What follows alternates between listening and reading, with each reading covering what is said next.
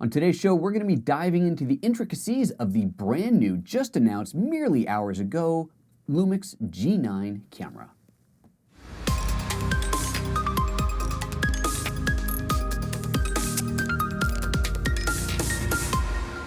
Good morning, everybody. Welcome to PhotoJoseph's Photo Moment, the first live 3 days a week now, Monday, Wednesday, Friday show on photography, video, streaming, anything photo camera-ish related here on YouTube at youtube.com/PhotoJoseph, 9:30 a.m. Pacific. Again, that's Monday, Wednesday, Friday. Subscribe if you haven't. Click right here. There's a thing or up there, but it's just a click. Subscribe. You know how it works.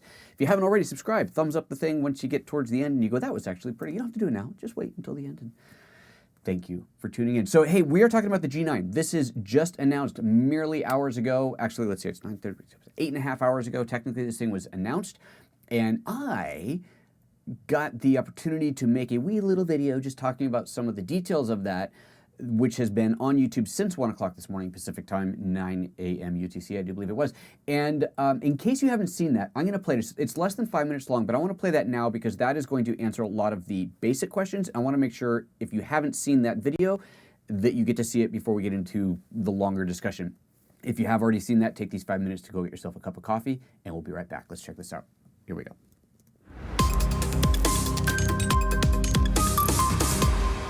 Hi everybody, I'm PhotoJoseph, a LUMIX luminary, and the G9 has just been announced, and I wanted to take you through some of the highlighted features of it. This is going to be a short video just going through the main bullet points. However, we will be discussing the camera at large on the show PhotoJoseph's Photo Moment, which, depending on when you're watching this, will either be coming up or will have already happened. Just click the link right here to check out that video. So let's get through the main features of this brand new camera, the LUMIX G9. First up, the 20.3 megapixel live MOS sensor lacking an anti-aliasing filter. This means that the images will be incredibly sharp. This is the same sensor type that is in the LUMIX GH5. Next up is a big one, quite literally, an 80 megapixel sized feature. This is created by synthesizing images from the sensor itself as it shifts around in the back of the camera, creating an 80 megapixel JPEG or RAW file. This is ideally used for landscape or product photography when the camera can be stabilized on a tripod. Next up, 6.5 stops of image stabilization. That is significantly more than the GH5. This is, of course, designed for not only extreme low light photography, but also with a very long lens. This allows you to hand hold up to around an 800 millimeter equivalent lens. That's a pretty long lens to hand hold. Next, Panasonic is claiming the world's fastest autofocus speed at 0.04 seconds. That is very fast autofocus for still photography, so any action, wildlife photographers are going to really appreciate that. Next up is 20 frames per second shooting with continuous autofocus. That is absolutely incredible. 20 frames per second as your subject is moving around the scene, and 60 frames per second if you don't need to follow focus. So if you have a subject that is moving in place, for example, like a dancer, you can shoot them at 60 frames per second at full resolution in both RAW and JPEG. That is phenomenal, and all of this happens without any viewfinder blackout. Next up, the G9 is boasting the largest in class LVF, that's a live viewfinder magnification, of a 1.66x, that is a 0.83x in a 35 millimeter equivalent. What this translates to is a really, really big image in your viewfinder. Next up is night mode and AF point scope function. Now the night mode is for shooting at night where you are in a obviously low light situation and you don't want to have a bright viewfinder in your eye. It keeps a very low level illumination on the EVF or on the LCD on the back of the camera. And the AF point scope is for verifying critical focus on subjects that are really, really far away. It is, of course, splash, dust, and freeze-proof all the way down to minus 10 degrees Celsius. Hey Siri, what is minus 10 Celsius in Fahrenheit? Minus 10 degrees Celsius is 14 degrees Fahrenheit. 14. That's cold. Next up, the largest in-class status LCD. That is a brand new feature on a LUMIX camera, an LCD on the top of the body. We'll take a look at that in just a second here. Of course, support for dual UHS-2 SD card slots, and just like with the GH5, you can set that to shoot so they're redundant, capturing to both cards simultaneously, or have it spill over from one card to the other. And finally, the USB power supply capability. This means that you can power the camera from an external USB power source, which is something I know is going to make a lot of folks really, really happy. Next, let's just take a quick look at some photos of the camera. You can see the drive mode dial with the red band on it. That is something new for Lumix, a nice designation, really highlighting the camera there. We see the status LCD on top of the camera, the huge LVF, the front dial and buttons, same as we see on the GH5, and also a new FN lever, which honestly I'm not quite sure exactly how that works yet. I haven't seen it, so it'll be interesting to see what we can do with that. Now, the G9 wasn't the only thing that was announced this morning. There was also a brand new lens, the new Leica 200mm f2.8 lens. That is a big, beautiful, fast lens. For all sports and action photographers, I think this is going to be a beautiful addition to their collection. This lens also features a few switches on the side to toggle between autofocus and manual focus or your power optical image stabilization, as well as a customizable button that allows you to do a variety of things from the side of the lens directly. Plus, it also includes a 1.4x teleconverter. This is included in the box, allowing you to extend your reach with this lens without having to buy any additional hardware. So there you have it, the Lumix G9, the latest camera from Panasonic, really focused on the still photographer. We'll of course be talking about this camera a lot more. All right, we're going to pull out of that thing there because you can't click on any of those right now. So there you go, there was the basics, and while that was going on, I'm seeing a ton of comments fly by asking a lot of questions. So let me address a couple of the questions that I've seen the most, and this is really what this conversation is going to be about. We can answer, or try to answer as many questions as you have. I obviously do not have one of these new G9s in front of me, unfortunately, but I will try to answer all of your questions. And I am also going to talk a little bit about a comparison between the G9 and the GH5, because I know that's going to be a huge question for a lot of people. Do you need both? Which one's better for me? What is the difference between the two? So that's going to be a big part of today's topic. A lot of people are asking about the 80 megapixel stitching and how this works. So again, I don't have it, I haven't used it, but essentially my understanding is the same idea as the Olympus cameras have, where the sensor, the image stabilization sensor, which can move quite a lot inside of these cameras, somehow is mechanically shifted around, and then that is stitched together to make an 80 megapixel image. I don't get it. I get if you take your camera and you go click, click, click, you're actually moving it this much. How shifting the sensor just a little bit gives you enough to add up to 80 megapixels is complete voodoo to me, but apparently it works. And the two questions that have come up that I've seen in the comments here are, is this going to give you a shallower depth of field? Interesting question. I think that the answer to that is it would give you, your depth of field would be the same as if you did a manual moving the camera around and type stitching. However, it would be shallower than if that sensor was a true 80 megapixel resolution on natively. I think that's how that would work out. But that's an interesting question. Your depth of field isn't going to change because it's shifting. Obviously, every picture is going to have the depth of field that it would. But I think if you had a native 80 megapixel sensor, I think that would be a shallower. I think it's going to be shallower now, I think. A curious question. The other question is coming up, and I've seen this a lot, is this going to come as a firmware update to the GH5? Simple answer is I don't know. I have no idea, and I've asked but have been given the blank stare answer of whether this is even possible to do on the GH5 or if there's some tech in the G9 that is unique to the G9 that makes it only possible in the G9. Do not know. Needless to say, this is a feature I would love to see come to the GH5, but unfortunately, I have no idea if it will or will not. So there's that. A lot of people talking about the charging. The fact that you can charge this camera, the G9, with an external charger over the USB cable. Someone pointed out that it is a USB Type B port, not Type C, which I didn't know. Actually, I haven't seen that. I guess either I read past that or it hasn't been in the literature that I've looked at. And I don't know why they would have made that decision. If that is in fact the truth, I have no idea why they would choose one port over another. When it comes down to, I know a lot of people are asking, why did they do this versus that? For the most part, I'm probably not going to have the answer for you. This isn't the kind of thing that they share with us. These are internal decisions that are made, and often the rest of the world is left to guess as to why they made those decisions. But I have no idea why they chose that port. However, going back to the GH5, this is a topic that has come up many times. People have asked over and over again, can we get an update so that we can charge the battery on the GH5 via the USB port? Or more importantly, can we just power the GH5 via an external USB battery pack? The answer to that has always been no, and I've been told that the firmware, this is not something that can be updated in firmware. This would be a hardware change requirement, which does not exist in the GH5, so it can't happen. However, in the G9, of course, that has been built into it. So you can power your camera from an external power source. This is great. So if you're really out and about for a long time, instead of having to buy more and more individual battery packs, you can just have a couple of the considerably larger USB battery packs that you can plug in and power that thing for a long stretch of shooting. So that's pretty awesome, especially for those who are going to be out in the field for long periods of time, maybe in really cold environments. That's something to consider as well. As you know, batteries don't do well in the cold. So yes, the camera itself does generate a lot of heat, and that heat helps keep the batteries warm. But if you have an external battery pack that you could keep in your body, inside of your coat type of a thing, keep that warmer, that should last longer, and that should really help out with those long-term cold environment shoots. So I think that'll be a pretty cool thing to have. Excuse me. Let me see what else is going on here in the comments real quick, and then I'm going to jump over to my chart here that I want to share. Let's see here. Yeah, so again, asking about the sensor shifting function, can that be added to the GH5? Do not know. The lens that was introduced, the Leica 200 f2.8, what is the Leica f200 2.8? What the Leica 50 to 200 2.8 that the Panasonic said was understudy turned into? Oh, that I have no idea. A 50 to 200 f2.8 fixed, that'd be a hell of a big lens. I would think that'd be a very large lens.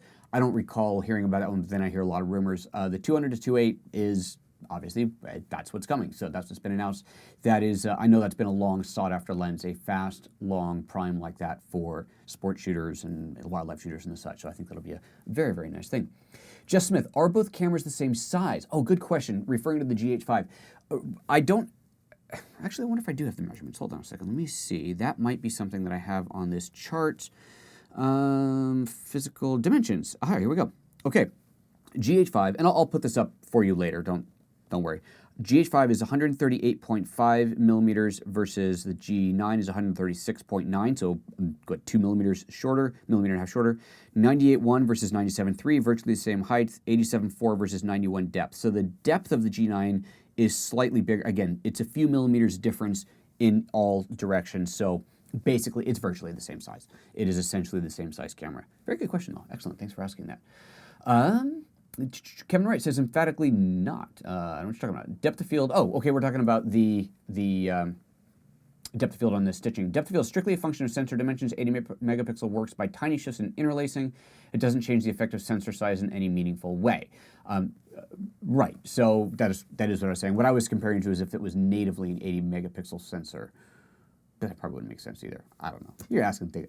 What am I supposed to be smart or something? I have no idea what's going on here. Okay, let's take a look at this comparison here because I think this is going to be quite interesting. All right, so here we have GH5 versus G9. The yellow fields are the highlighted differences. One of the big things, let me switch back over to here real quick. One of the big things to understand, GH5. H is, well, we were always told it was for hybrid, then someone said it wasn't, but we're going to stick with hybrid for now. GH5, while very much a still photographer camera, is also very, very much a cinematographer's camera. It really has features that are designed for the video shooter. The G9 is designed for the still photographer. Yes, it shoots video. That question came up. We're going to talk in a moment about what it does and doesn't do for video. It does still shoot video. All Lumix cameras still shoot video in 4K even. However, this camera is designed with the still photographer in mind. So that is really the separation right now. If you're going to buy right now, should I buy a GH5 or a G9? A big part of that answer is going to be, what do I care more about, shooting stills or shooting video? So just keep that in mind. So that's what this comparison really shows off here. So we're just going to run down the list here. High resolution mode. So you can see the sensor size is the same. The ISO range is the same. High resolution mode, of course, we have this 80 megapixel RAW recording that we've been talking about available on the G9. The viewfinder is actually a larger field of view on the G9. It's the same resolution, 3680,000 dot OLED display. Same size, 21 millimeter, but you see that the GH5 is a 0.7x magnification, whereas the G9 is a 0.3x. Really what that means is just when you're looking through the viewfinder, everything looks bigger. It's a bigger display in there. And if you've ever looked through the viewfinder of a digital camera where it's kind of low, it's a bit, like, where's that image? It's really, really far away. This is boom big in your face. So it's just a bigger field of view. I think the GH5 is a fantastic viewfinder already. I have not looked through the viewfinder on the G9, so it'd be interesting to see how that feels side by side, but that is one of the big differences there.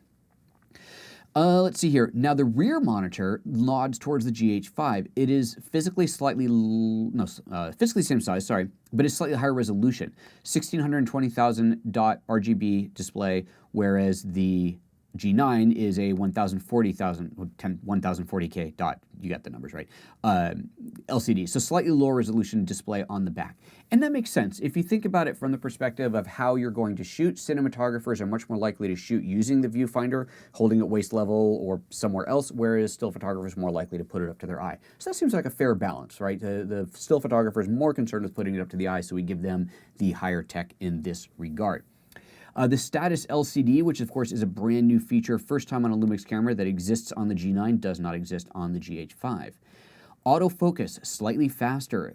It is a 0.04 second autofocus speed. Panasonic is claiming the world's fastest on this, and this is of course all about still photography. Now, there's a question that came up in the comments, and I'm going to flip over to the comments from the video that you already saw, last night's video. I'm going to flip, because there are some good questions in there. We're going to pull this up as well. Whether this was, what type of focusing this is. This is the same autofocus technology that is in the GH5. It has just gotten faster. And one of the questions that's come up often is, why doesn't Panasonic go towards phase autofocus and phase detect? One of the things that I have learned in my studies and questioning and chatting and so on is that this contrast-based autofocus, while not as fast for video as phase, it is faster for still photography. And that is where, on the G9, Panasonic's able to claim world's fastest autofocus. That's a hell of a claim. We shall see, right? But that is pretty impressive. 0.04 seconds, whatever the heck that means, that's like, you know, what's the difference between 0.04 and 0.05? I don't know. But if you can keep a tracking object, a moving object in focus that's running towards you, that's kind of awesome. So world's fastest autofocus is what's being claimed by this camera. Another change, another difference here is in the shutter. Same mechanical shutter, however, you can get up to a 32 thousandths of a second in the electronic shutter range. So that is pretty impressive, and that is on the G9. So again, focusing on still things, if we go down to the burst shooting, this is one of the huge changes, huge big step up. We have 20 frames per second with autofocus continuous, whereas we have 9 frames per second on the GH5, and 60 frames per second with autofocus single versus 12 frames per second. So autofocus single basically could be considered even manual focus versus autofocus continuous, 20 versus 60 frames per second. Okay, that's a lot. That's a lot of frames per second. And that is, they're claiming world's fastest. And I've been trying to dig into this as well, because the Sony A9 also claims 20 frames per second. And I think the difference is that it's the continuous autofocus. Continuous autofocus, so moving subject, 20 frames per second. That's kind of a lot. Now, that's impressive. But let's talk about the 60 frame per second. When I first saw, 60 frame per second autofocus single, I thought, okay, well, that's great, but so what? If the subject is moving towards you, then you're gonna obviously lose focus on it if it's not continuous focusing. So why does it matter if you have something that's not moving, shooting 60 frames per second? Who cares? And then I realized, oh wait, it's not about the subject not moving, it's about it not moving plane of focus. So the example that I gave in the video that I played earlier is a dancer, someone who's doing a dance move in front of you, jumping up in the air, doing a flip, whatever, some type of movement that is not changing plane of focus but is happening in a single space. That's where this is going to come into play. 60 frames per second, wow. So that's kind of cool. And that's full resolution, 20.3 megapixel RAW. Yikes, pretty good, pretty darn good. Real quick on the questions here, Kevin's saying it's a moot comparison. I suppose we're talking about the 80 megapixel again. The Olympus EM1 shows that we could have DFD, and PD both. Okay, we're talking about autofocus. There's no reason for us not to have our cake and eat it too. That I don't have any response to. So there you go. All right, back to these. Let's see here. Stabilization. So on the GH5, we had 5-axis, 5-stop stabilization. On the G9, we get 5-axis, 6.5 stops stabilization. So, wow, 6.5 stops of stabilization is pretty impressive there. So again, as I said in the earlier video, this is really about not just low light photography, but also a hand holding with a long lens. I think that is where this is. Given that this camera is really designed for still photographers, sports, nature, those type of photographers, that's pretty sweet. To be able to hand hold long lens, shooting like that, nice. All right, now let's move into video, and now we go to where the GH5 still takes the nod. In the formats, the GH5 provides the MOV mode, whereas the G9 does not. It has AVC HD and MP4, but not MOV, which honestly is probably not that big of a deal difference because it is essentially the same file, just in a different wrapper, but it's a difference. Then you get into the recording duration. So with the GH5 4K 60p, this is unlimited recording, whereas 4K 60p is limited to just 10 minutes of recording on the G9. 4K 30 is limited to 29 minutes and 59 seconds, whereas that is also limited, or not limited, on the GH5. It is unlimited. Someone had asked earlier, why is that limit, that 29:59 limit? This is, my understanding of this whole thing is it's a tax issue. When the camera records more than 30 minutes or 30 minutes or longer, it becomes it's taxed differently and costs more money. And so by putting that limit on there, 29:59 limit, and pretty much all the camera manufacturers do this, the camera can be taxed as a still camera, not as a video camera, and it's a different animal, and it's just better for the market, for you guys buying it. The GH5, however, has essentially, I guess that the price of that tax is built into it, if you will.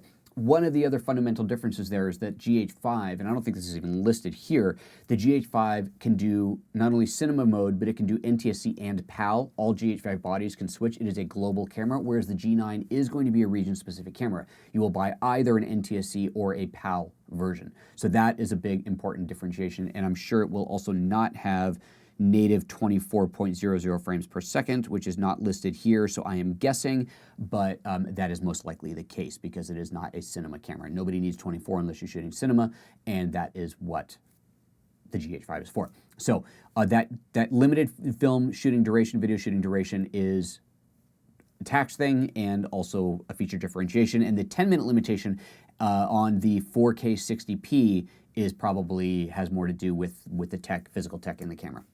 So there's that. So big difference there. If you're shooting video, that's what you need. Also, the GH5, of course, has the new 422 10-bit 400 megabit, which does not exist on the G9. When it comes to VFR, variable frame rate, you get the same top speeds, 4K at 60 or 1080p at 180 frames per second, so the same.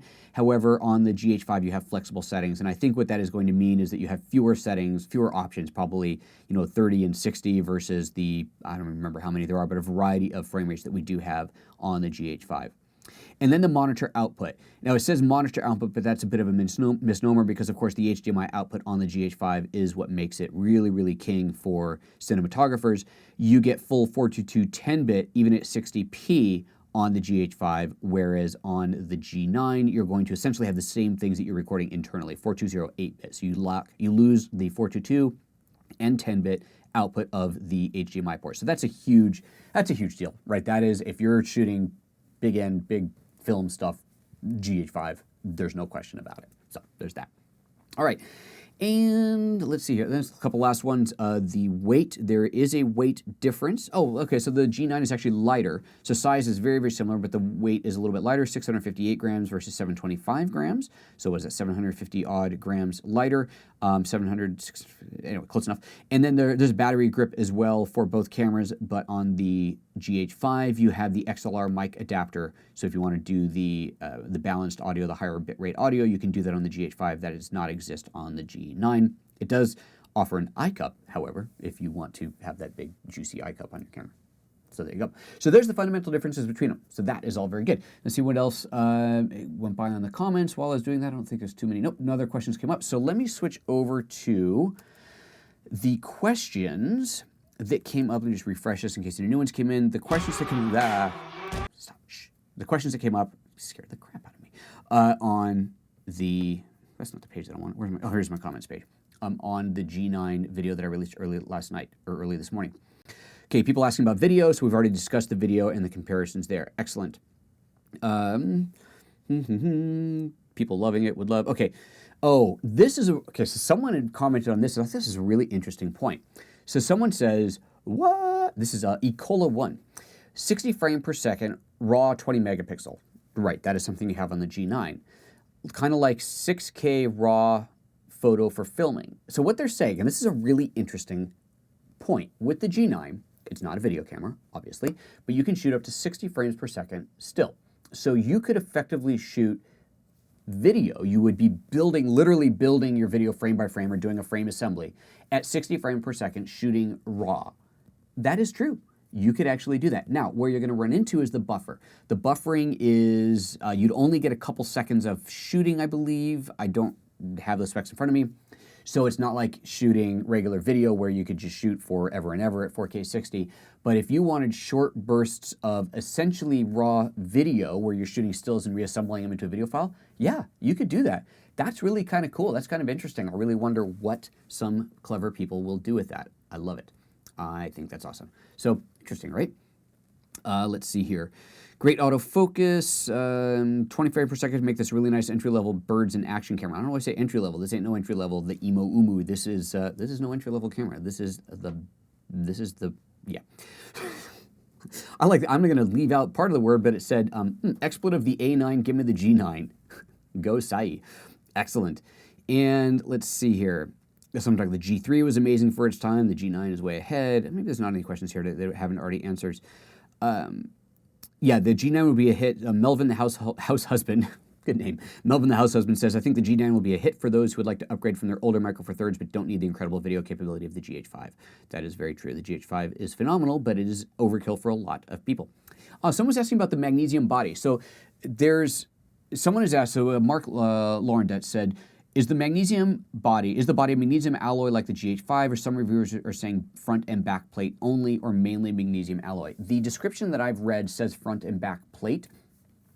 I don't know exactly what that means. So I'm assuming that means it is not a single solid piece like the GH5, but I have not seen the internal parts of this. So whatever it is, the thing is shockproof, dustproof, freeze-proof, all of that. So I would not be concerned about the durability of the camera if it's two plates as opposed to a solid thing. I'm sure there's a really good reason if it is two pieces instead of one that it was done that way. It certainly isn't to save money. In a case like this, it's a flagship camera.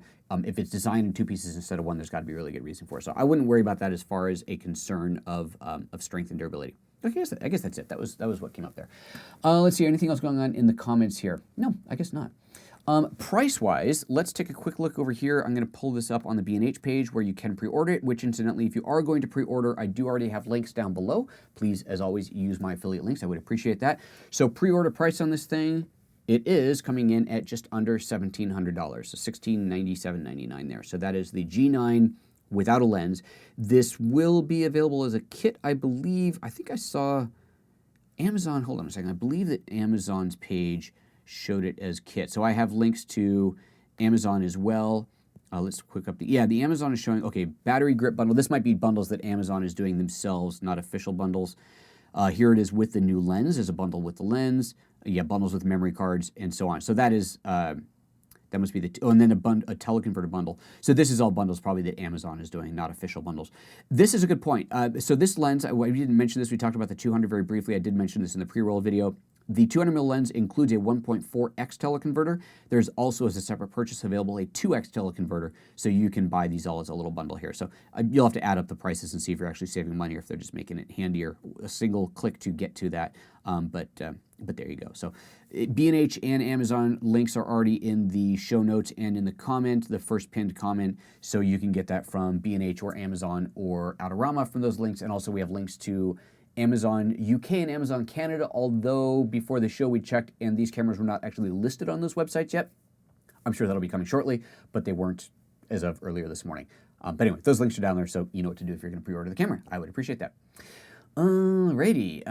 I think that's about it. Let's see if there's anything else going on here. Let's just quick scroll through comments. Remember, if you do have a question you want me to address, make sure you put @PhotoJoseph in front of it, or else I am going to scroll right past it. And I guess that's it. Alrighty.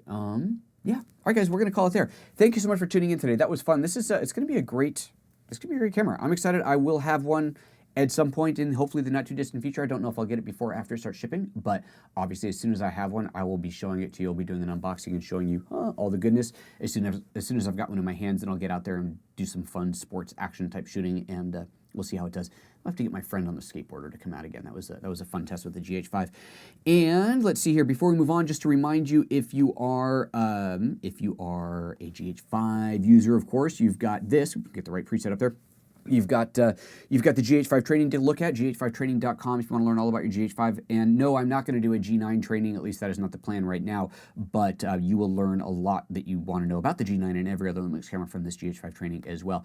Also, if you are a Lightroom user, yesterday I did the overview session on Lightroom Cc. This is the brand new Lightroom. This is a top-level overview. It was about a 45-minute long video. We went through all the major top-level features of it. I will be diving into these on a granular level starting tomorrow, starting Thursday of this week. Yeah, that's tomorrow. And this video that I just showed you the thumbnail for, you can get this at photoapps.expert/live. You can see this. This entire video is free. This 45-minute preview is listed for free, whereas the usual live trainings are not. The overview is, so go check that out. If you're interested in Lightroom CC, you can check that out there. All right, guys. That's about it for today. Thanks a bunch for tuning in. Thank you for popping up the questions that you did while we're going live. And if you have any other questions after the fact, you know what to do. Stick them in the comments down below, and I will do my best to address them. Take care of yourselves. We'll see you next time. Bye-bye.